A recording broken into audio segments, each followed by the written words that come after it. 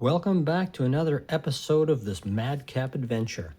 If you recall, my transformers were giving me problems. They were buzzing and the voltage was so high with them that they were causing the shunt regulators to have to draw off a bunch of voltage, and as a result it got very warm.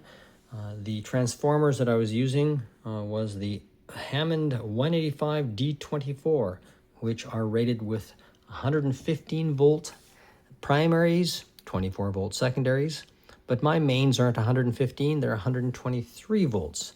So the result after rectification and smoothing was about 39 volts DC, and that meant the shunt regulators had to pull that 39 volts all the way down to 24 volts, making them rather warm. They were hitting 70 degrees Celsius at the hottest spots, which was within spec, but far warmer than I wanted them to be. In one of my earlier episodes, I bought a fifth one of the Hammond transformers to do some testing and had no problems with hum from them, but the ones that I had in the side of the power supply were humming like crazy, so perhaps they had a problem with their windings. I'm not sure. I tried a few different things to deduce the problem and finally just threw my hands up in the air because nothing seemed to help. And I even went to the trouble of putting this lovely sticky stuff on the top of the case and on the front to reduce the hum just so we wouldn't hear it. After changing them, the model I chose instead was the 185D20, which resulted, instead of 39 volts, it's 31.5 volts.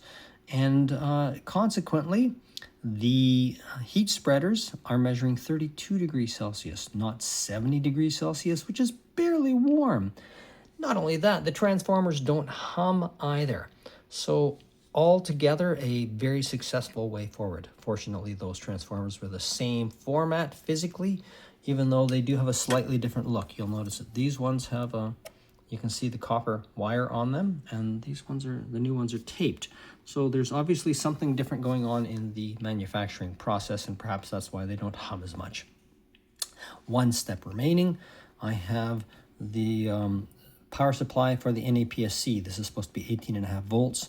And this little unit's fairly inexpensive, and the problem I'm running into is the potentiometer is very poor quality and it keeps floating between 17 and 19 volts, and I'd like it to stay steady. So I'm likely going to replace that with a fixed resistor or a number of resistors in combination so that I can get the necessary voltage a little more steady. Other than that, I think the project is done. Thank you for sticking around through this long and arduous adventure. Appreciate all of your interest and enthusiasm. Have yourself a great day.